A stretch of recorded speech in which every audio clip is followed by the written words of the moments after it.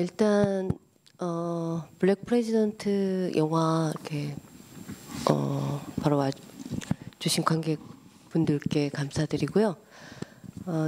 저희 베를린 포럼 익스펜디드 MMCA 프로그램을 기획해주신 난나 하이덴라이 큐레이터 분을 먼저 소개해드리겠습니다. 블랙 프레지던트 영화 굉장히 할 얘기가 많은 영화일 것 같은데 우선 이 영화가 제작된 그 나라를 보면은 짐바브웨, 남아프리카 공화국, 또 영국 이렇거든요. 근데 그 제작 배경이라 그럴까요? 어떻게 해서 이렇게 이 프로젝트가 형성됐고 이렇게 투자를 받아서 영화가 완성되기의 과정을 그 난나 분께서 아시는 그런 그 선에서 얘기를 좀 해주시면 고맙겠습니다. It was the director of the film is Mpumelelo Mkata, short Mpumi. He's actually a musician from South Africa who had made music videos before, and it's a kind of a portrait of the Zimbabwean artist Kudzanai Chiurai, short Kudzi. Yeah. And it's produced by a British producer, Anna Timan, who also plays this character, the White Queen, which leaves one of the paintings or images by Kudzanai Chiurai and enters the film. I do know that she was key in bringing Mpumi to be the director of the film. Now, in terms of the funding, how that sort of in the end came together, I can't tell you, but these are sort of, that's why there's Great Britain, Zimbabwe, and South Africa. Maybe to add, and Kudzanai, or Kudzi, that's easier, Kudzi lived and worked until fairly recently in South Africa. He was actually the first Black student who graduated from the Pretoria University with a fine arts degree, very young, and now lives again in Zimbabwe. I'm only adding that to explain also these two countries' roles in the film and in the life of the artist, but he's originally from Zimbabwe.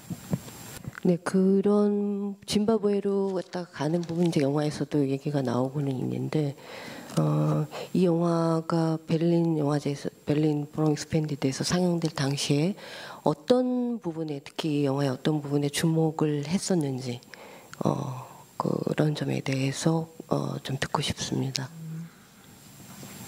So it was a work that was submitted to us. So it came kind of without, there's works that we travel around and we meet artists, and this was sent to us to view. And I knew the work of Kudzi. I've seen his installation, State of the Nation. No, it's a different title. But I've seen his installation at this big art exhibition, Documenta, in 2012 in Germany, and was fascinated by it. For me personally, I do find his way of addressing, let's say, questions of post-colonial Africa very important, but also connects to sort of my specific interests. As to the film, I do think it's a most unusual way of creating a portrait. It's not a film about, it's a film with, and not just a film with the artist portrayed, but with the art, which makes it also so difficult and disturbing in many ways. And to add, so the thing for me about Kudzi's art, maybe to explain, he made at a very young age critical images of Mugabe, of Robert Mugabe, the never-ending dictator president of Zimbabwe, and got into huge trouble for that in Zimbabwe. But he is and was equally critical of the ongoing racist violence within South Africa, and also produced art commenting on that. One of the most renowned philosophers living in South Africa is actually from Cameroon, Achille Mbembe. He has published many texts about the recent incidents in South Africa, and they go along with images of Kudzanai, just to explain my interest in the work of him. As for the film, I do think that it manages to be Mpumi's, the director's film, with his sort of, he says his way of being with music is very visual. It always felt like his practice as a musician was connected to images, and I think there's something in there, but it is also a translation of the art and not a representation. It becomes the film, and the disturbing moments are the integral parts of the art and the situation in both South Africa and Zimbabwe.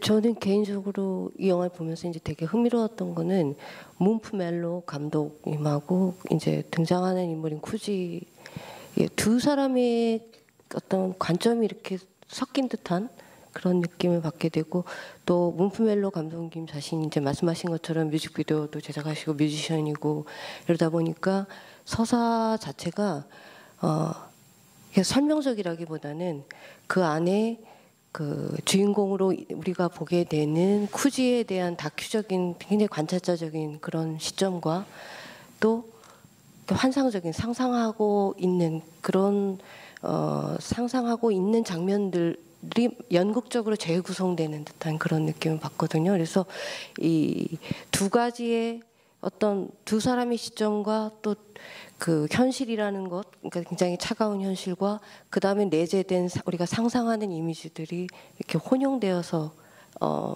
만들어진 듯한 그런 작품 구조가 굉장히 흥미로웠는데, 그래서 이건 제 의견이지만은 구조적인 측면에서 볼 때에 어떻게 보시는지도 또 궁금합니다. 좀 전에도 뭐 약간은 말씀하셨지만은. I mean, one of the things you can notice that is Kudzi is a very private and person, and is, as in the end, is also talked about his sort of spiritual aspirations.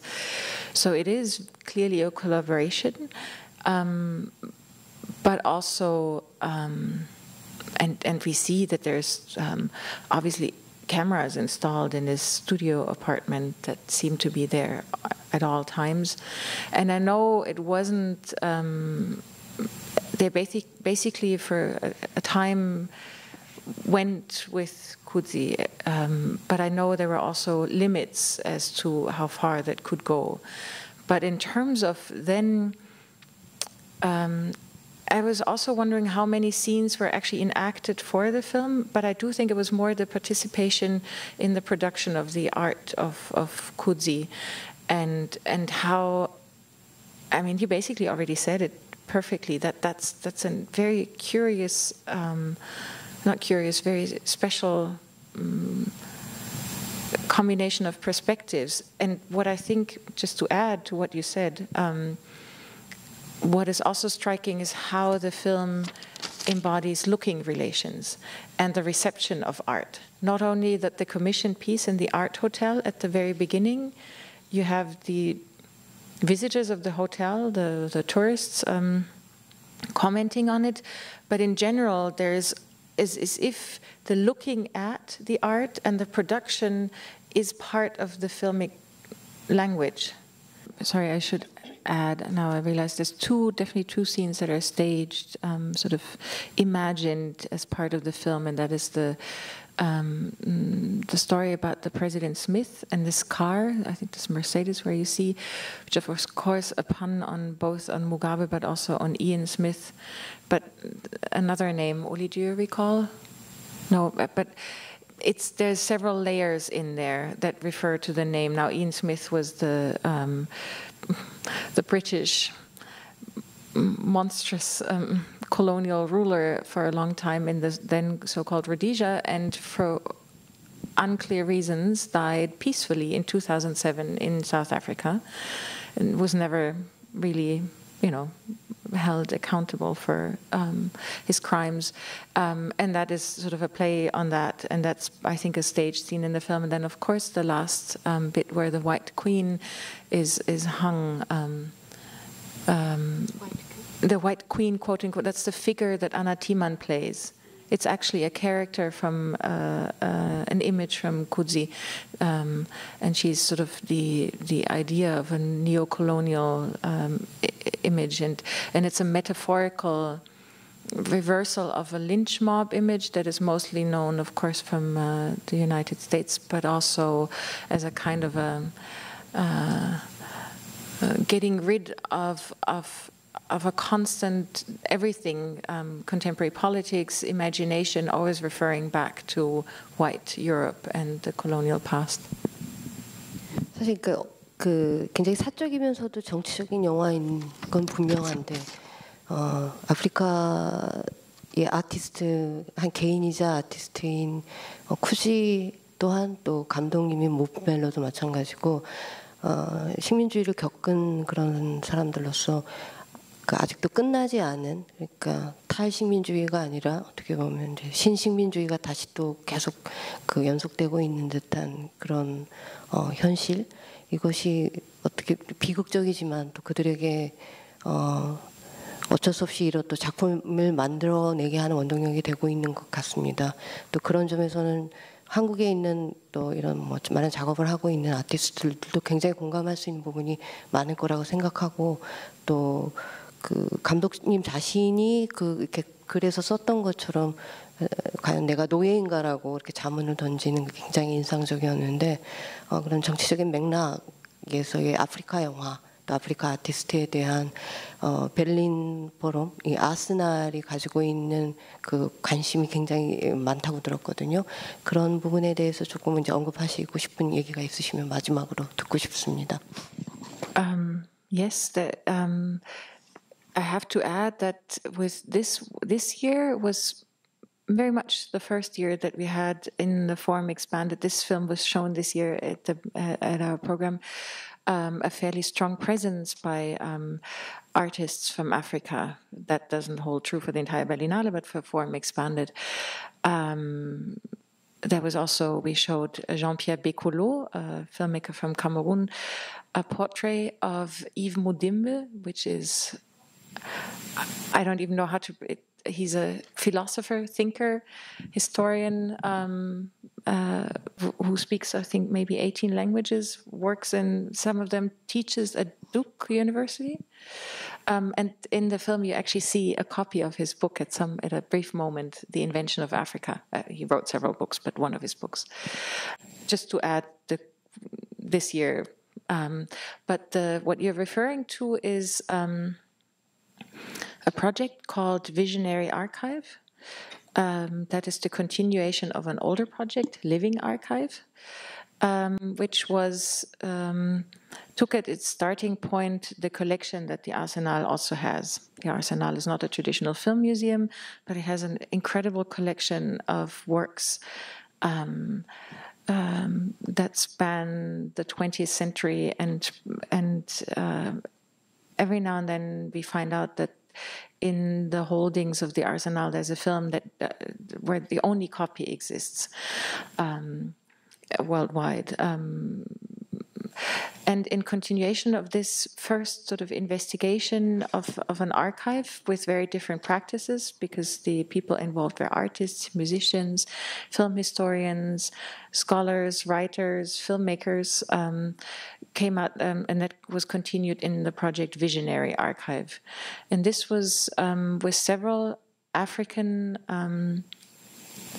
archives, and this term being used in a very wide sense, existing and disappeared archives, some archives connected around one family, archives that are in the process of being made as sort of a reconstruction or a new construction of civil society.